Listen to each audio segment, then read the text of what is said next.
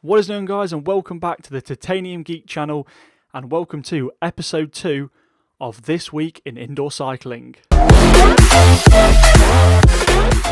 This week, Dave Owen has been interviewing Professor Andy Lane about his thoughts on indoor cycling. Seeing as this video is a bit of a long one, we've decided to split it up into 6 sections. You can see on screen now those 6 sections and what each section is about. So before we get into the interview, please like, subscribe and turn on the notification bell so that you don't miss out whenever we upload a video. Professor Andy Lane, thank you very much for taking the time to appear here, well, virtually, on This Week in Indoor Cycling. So I think I remember the title correctly. So first of all, I think anybody can Google you and find out your Palmares. So for people who want to find out more about you, where do they go first of all? Yeah, I mean, I've got a website, winninglane.com, which has got loads of the stuff about research and various bits of applied practice.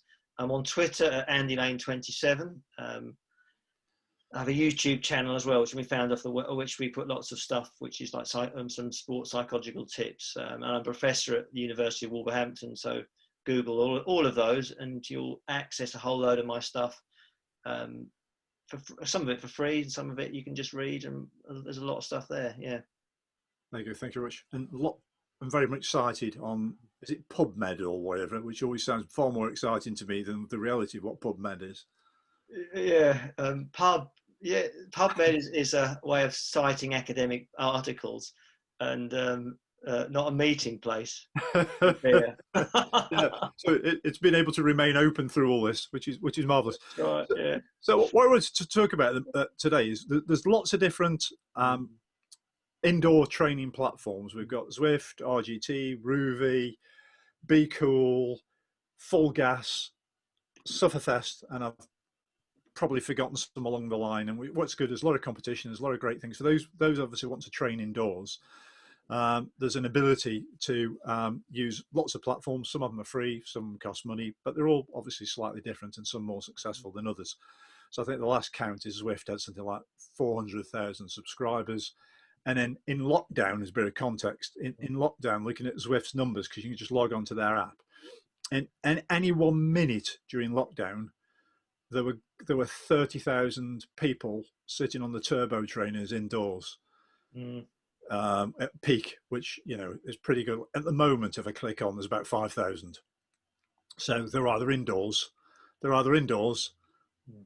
outdoors, or eating cake. So something's changed here. That's another subject. So what I want to do is just get you from your point of view, from a psychology point of view, is what other benefits can you see of indoor cycling compared to people who just 100% cycle outdoors? I mean, they're different for starters. The first bit, I mean, you look, say the last 10 years are probably around about that, the development of the online riding platforms. It's phenomenal. It made a massive difference to the quality of indoor riding. And the idea previously, people would be on their turbos, rollers, in front of a telly or in front with headphones on, in garages and dark rooms, fairly miserable. I mean, in the UK, I mean, not in the summer now, but in the UK, if we pitch ourselves back to mid-November, December, where it's dark at 5, we haven't got a lot of choice really, and going out on lights and all those things is dangerous. So the indoor online makes a massive difference. It gives people the opportunity to keep riding. And if the numbers, 400 subscribers, all those people keeping active during lockdown, isn't that fantastic?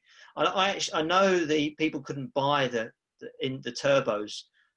They all just during lockdown. Great way to keep people active. And I think that's positive. I think it's got people riding.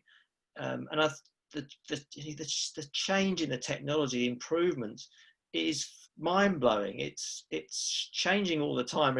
We're going to have a CD-ROM moment where CD-ROM and cars, where previously, when a car had a CD player, it's the top one. No, that's all technology is all gone now. We sort of dream for the future of all this will be something we haven't imagined yet. I think it's going that way, and I think it's going to get better and more technical, more interesting, as games go on, and I think that will keep people interested, and particularly, there's be a group of people, you said, and I agree, those who are conditioned riders will go out in anything, right? Brilliant, brilliant. I think if you are one of those hardcore riders who'll go out in anything, you'll put the lights on, you do not necessarily need this alternative environment to start you off or keep you going. If you can do that, I think that's admirable for you. There's bits of danger, I think, of that today, but that's not for me to people take their own choice in cycling. It's the people starting out riding, the people for whom the bike might stop throughout the winter periods. The idea that they'll get to the summer period and they might be a little bit unfit because they haven't been riding is a massive opportunity to keep going. And so I think the indoor bit can engage the whole population, both genders, right across the age groups. The safety features of the indoor are absolutely phenomenal, in that if you're a bit iffy about fixing a puncture and you go out riding it, and it might start getting dark, there's all these little bits about that, or going out on your own, going out to different areas you don't know, getting lost. What you can get from the indoor is a really interesting ride, and be really engaged by it, get fit, get lots of performance feedback, feel like you've been on a ride, and it's not as it was 20 years ago. You sat on a turbo, just got hot, watched the telly. If you had a heart rate monitor, that was quite good. It felt very differently to normal riding. It's changed massively. I think there's many positives to it. But there are ins and outs, aren't there? There are ins and outs as to what's better and other. Is it better than going out? Well, it's been quite a nice day this morning. The sun was shining. The idea that you would go indoors rather than going outdoors, if you could, I think that'd be a tricky. I think that if you are swayed by, I'm now going to be chasing some numbers around Zwift rather than going on an outdoor ride, you might need. It's then thinking, well, what am I riding for? What's the nature of my session? Because I think that helps massively once you get to grips with that. In that, if your session is really performance oriented, you've got heart rates on, you've got watts to hit, you've got a goal which relates to watts, which relates to heart rate. You might want to be wanting to ride as hard as possible. You might do a 25 miles under the hour on a flat course. Zwift can put the course out that you can do that. You've got to get over X watts in order to do that. That this gives you reliable watts. Well, actually, if I do that for an hour, there's going to be no lorries on the roads, there's going to be no potholes, there's going to be no traffic lights. You can control it. So if you say my goal is performance related, I put my head down, like physiological adaptations, and my goal is to hit this many watts in this hour, this speed, in the indoor environment, because it then provides challenges, uphill, downhills, some of the interpersonal competition, absolutely fantastic. But the flip to that is, if you say I'm going for an enjoyable ride, and it's a nice day, and you are prepared to slow down, you're prepared to stop, and you do meet people on the ride, you do have a chat with them, you do drop in the cafe ride, there's the benefits go the other way, where you go, actually, my goal today is an enjoyable ride to get out in the air, in the environment, de-stress. I think the outside does that much better. So what about so getting that right? Okay, that's right. Okay, that's a good one, because that leads on to this. So let's say, some of the platforms are gamified. So at the moment, I'm chasing 50,000 kilometers on Zwift, and I've really stalled. I give myself a goal this month. I would by the end of July, I would complete 50,000 kilometers on Zwift, which I probably could, but I keep thinking it's lovely outside. I ought to go outside. But if I go outside, I don't hit me 50,000 kilometers on Zwift. Now, that's only important to me, but it forces me to think, rather than going out, I'll just pop in the garage and spend an hour in the garage and do an hour in the garage, and then I'll go on the flattest course possible on Zwift. Oh.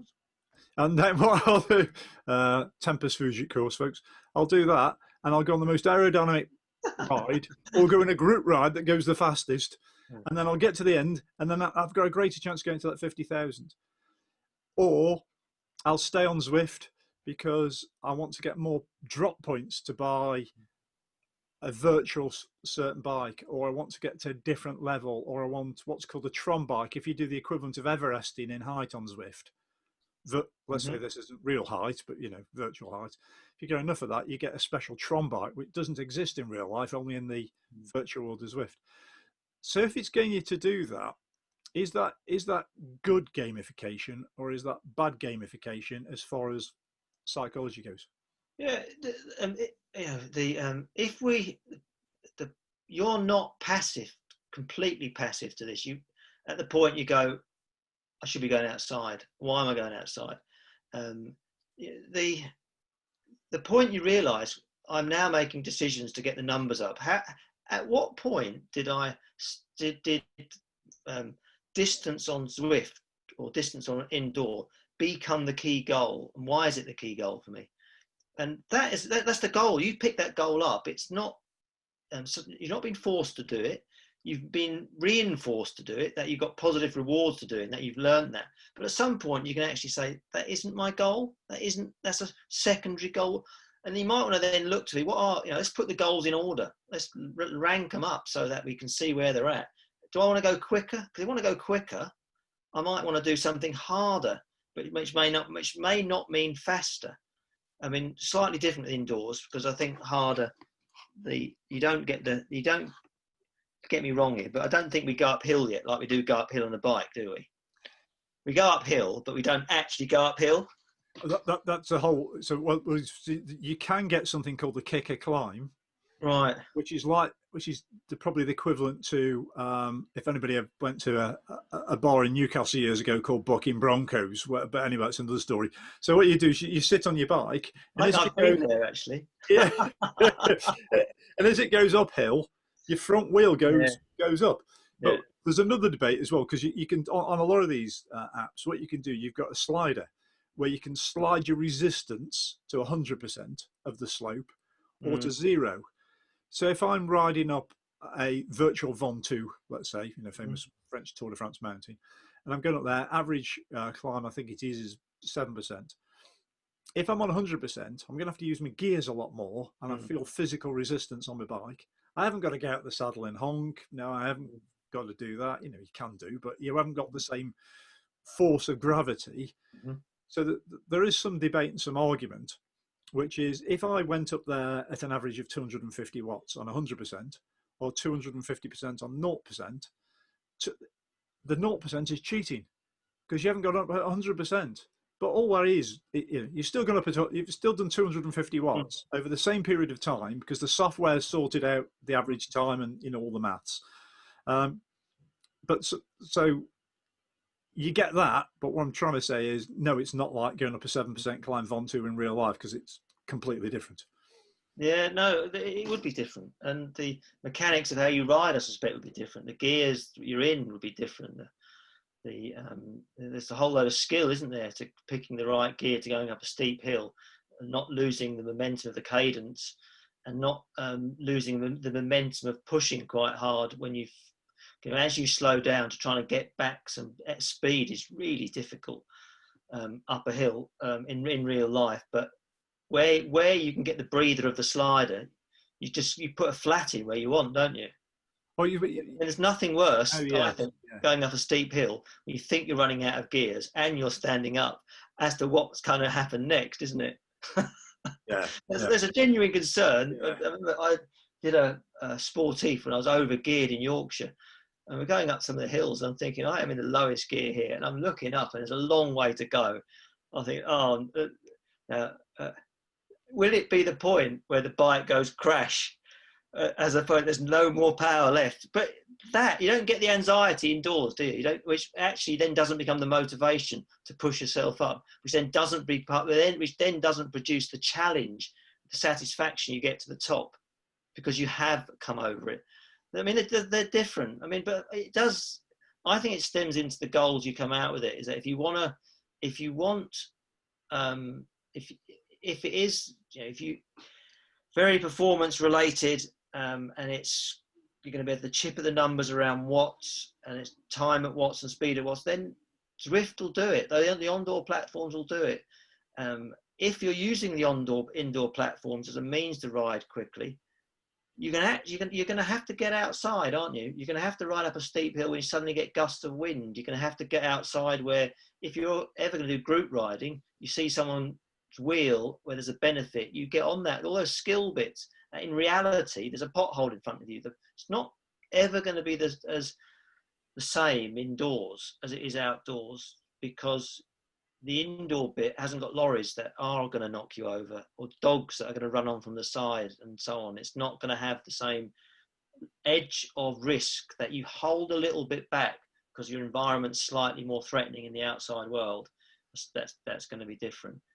One of the bits is the games absolutely reinforce you to keep going at them. So when Zwift get their 400,000 subscribers, cyclists love their gear. They love buying new gear.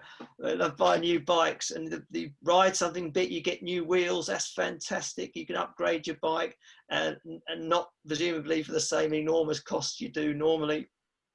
I think those are motivating. I think that could make it really enjoyable.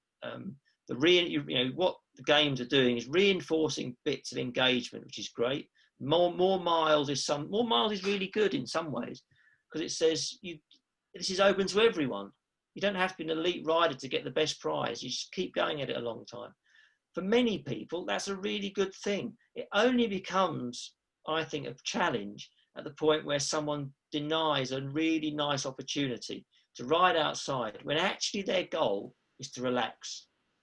Because, this COVID-19 bit's been interesting regarding that, because one of the advice is to get out in nature. And where people live in an inner city, they go, I can't get out in nature, I'm locked in. And then, so the best alternative for them, an actual intervention which there's evidence for, is to look at nature. Is to gaze and get photos of nice places you've been to and imagine yourself going back into there. That has a mood enhancing effect. Well, what the bike's doing is a bit of that in the indoors. You can't go outside, so you go outside in a nice environment in front of you. But that isn't as powerful as nature itself. There's lots of evidence that being in nature is very good for de-stressing, good for promoting mood. And so therefore, where your goal is to be a relaxed ride, which everybody's got to have as a rider, nature's miles is a lot better. And so you take the nature route. It's just a shame you can't then put your miles back into Zwift, isn't it? That's the bit that's missing. You can't put real miles into Zwift. If Zwift did that, then they would actually allow people to switch from one pursuit to the other. You probably could if you've got a 4G signal. Outdoors and all those things would be quite fun to go up, won't they? Yeah. Oh, God, yeah. I mean, that looks a bit better, and that's quite nice to go on. That would be, if I had to leave my house and all I had was lorries, roads, difficult traffic, that looks more inviting. Nice. There are simple decisions. The green trees are all pleasant. And you're not going to get blocked so much. Yeah, that's true. And that course, that's the one that dinosaurs run out on you, actually, which I particularly like. How about this? I mean, that looks great, and the difference with that in real life is that you would not be braking and in real life, the nerves you'd have of making that corner the first few times would be quite colossal. Yeah. I downhill, to say granny is probably disingenuous. What's missing from that, is the line you've got to take is absolutely crucial in real life, but the line you take on Zwift is not going to be as important. I must say, for the sake of accuracy, that wasn't Zwift, that one. But is it, or whatever? But it's got to be different. Yeah. So again, it's what the goal is. If you want to be a good rider outside, you can get all the physical conditioning indoors.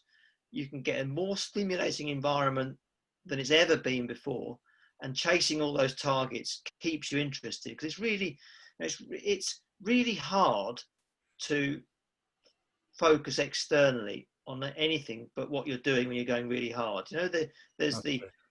When you're exercising at low intensity and you can talk to everyone, you can take in your environment. when you're exercising at hard intensity, you can't take in your environment very well. And therefore, the performance indicators of holding at certain wattage become motivating, because you can process that, and you don't have to concentrate on many other things. And that's why it becomes quite good from a safety point of view, is that you can actually just set in that you just are going to thoroughly beast yourself. So there you go. This is a good example on the screen here, if you can see this one. So across the bottom is the graph. The brighter the colour, the harder the person's been going. Yeah. You've got the watts in the top left-hand corner, heart rate and cadence. You've got all the riders around them that you can communicate with and send messages. And also what you've also got, but in this case, this is Richmond, I think, in the USA, which is a bit more of an urban course. So what do you reckon to that one? Yeah, again, it's going to be more interesting than looking at a wall. It's for a pleasant ride, I'd rather go outside if I could, and I think I'd encourage other people, if this is what it looks like, to go outside if they could. But as a pretty good second place, it looks pretty good, and that you are going to pick up various different points, and you just need to work out where they sit against your overall goals. So if your goal is to get really good at Zwift and be the king of Zwift, done all the miles, then you will you will stick only to Zwift. But actually no, I'm not going to do that. I'm going to do these nice rides with all these interesting people. I'm going to be part of a cycling group that goes out, and I'm going to do sportifs, or I'm going to do races, and I'm going to meet, and it's going to be, and then I need to get outside and ride. And at that point, you've got to at the point where it goes, I've got to get the miles to Zwift, you've got to think about that a little bit and say, actually, what is the more important goal here? What is the more important goal? Otherwise, you'll spend 3 or 4 hours a night on Zwift, plonking away at a really slow speed, not to get too tired, at the exclusion of your whole life. So is that addiction then, Andy?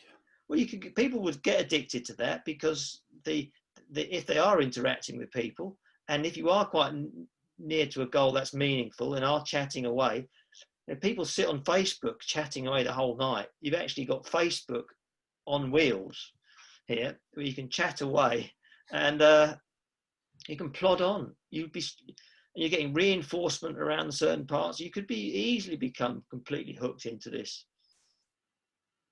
It's period. I mean, but then it can be quite motivating. It can be quite good if you are trying to increase the amount of exercise you're trying to do. This would help you do that.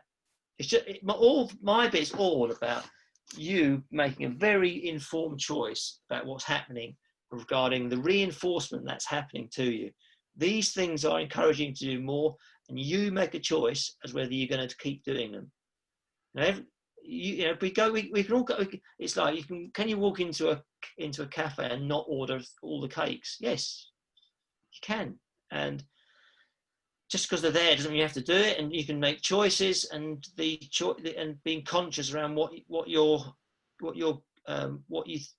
goal is key to going. Actually, it's not now to do a very slow ride.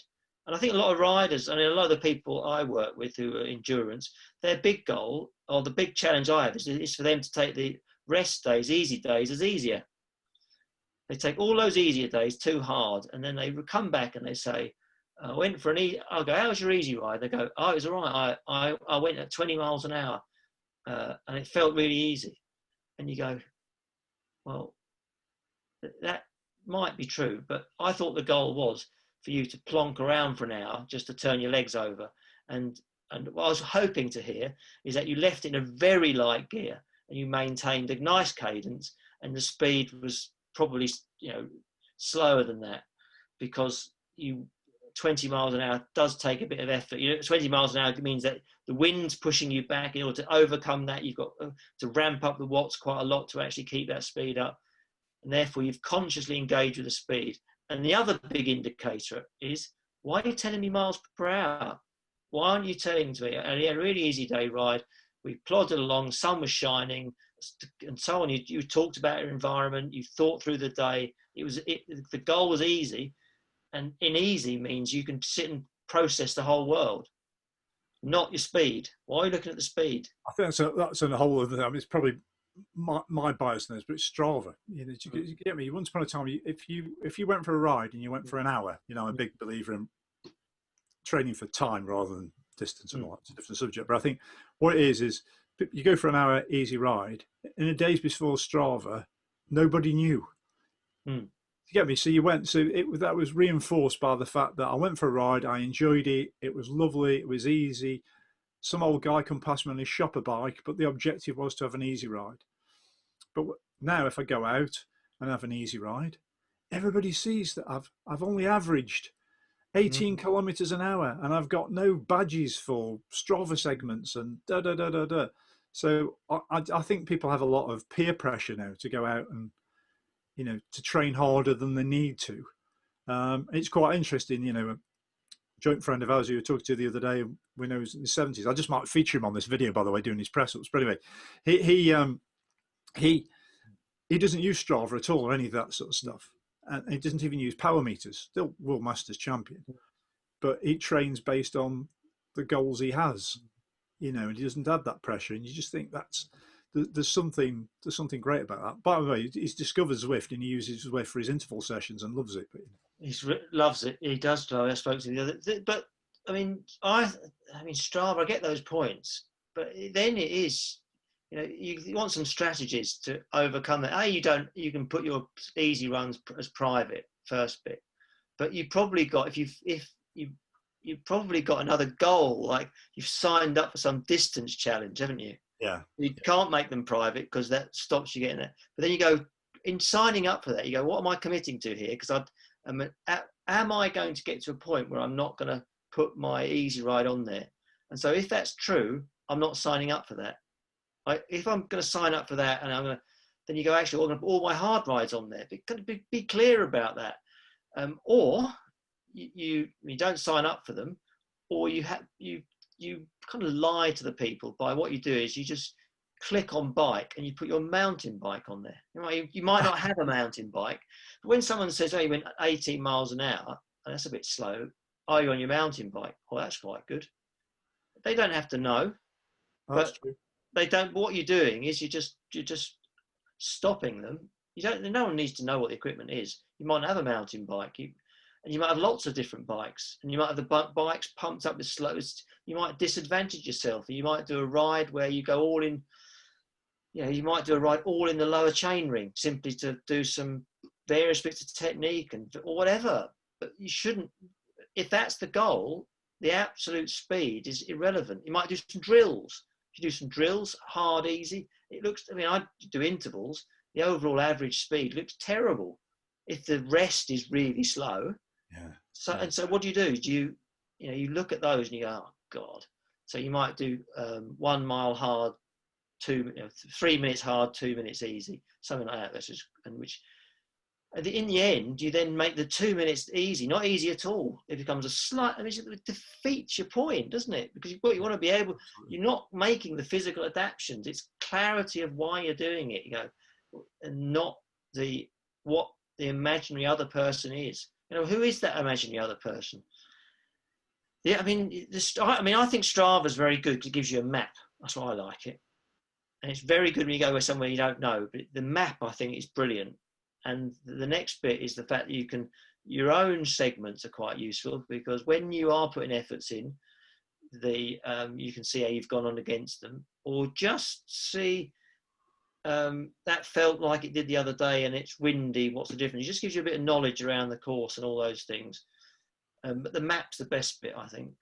That's good. So there's a local 5K route round here. I haven't done it for ages. And I did a 5K a couple of weeks ago. My leg nearly fell off, but it's another subject. Anyway, I did it. And I loved that Strava told me, 4 years ago, you did this much faster. It's really? No, don't tell me. Yeah. But anyway, Andy, that's brilliant. Thank you very much. So I think in summary then, is this right? So indoor training is good as long as you don't become addicted and you take the full advantage of outdoors, and you train whenever you do a training session, you train with purpose. Absolutely. And that purpose could be make it enjoyable and relaxing as possible. And don't be frightened by that. Don't think that's not good training, because the only way you'll get those hard sessions, you get a lot more out of them after doing the previous day a really enjoyable one, not merge them all together. Absolutely, nature is really good for your mood and can be really positive, and you can make the most out of it. And you can train really, really hard and specifically on the indoor setups. Perfect. Thank you very much indeed. Thanks for your time.